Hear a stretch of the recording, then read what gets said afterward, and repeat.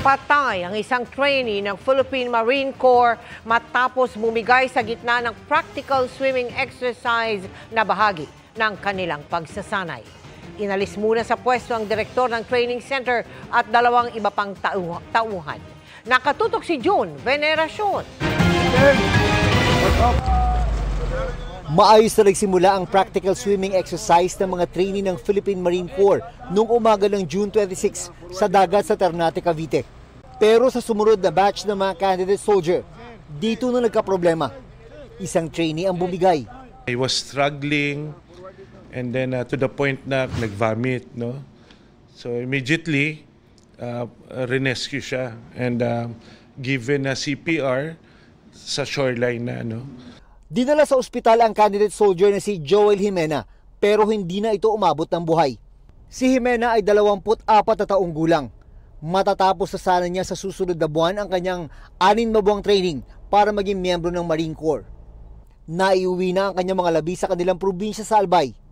Hiniling ng kanyang pamilya na magsagawa ng autopsy ang PNP.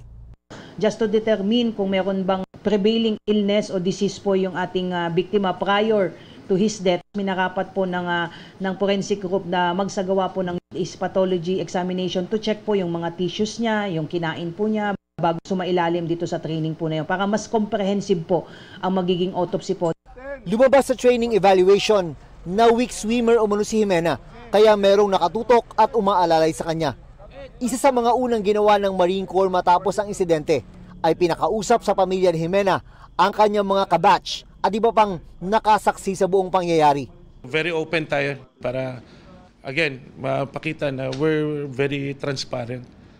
I think wala namang foul play to. Pinarelieve na sa pwesto ng Marine Commandant ang director ng kanilang training center sa Ternate at 2 iba pang tauhan para bigyan daan ang isinasagawang investigasyon sa pagkamatay ng trainee. Kahit hindi nalampasan ang training, makakatanggap pa rin daw ng benepisyo ang pamilya ni Jimena at bibigyan ng military burial. Para sa GMA Integrated News, June Veneracion, nakatutok 24 oras.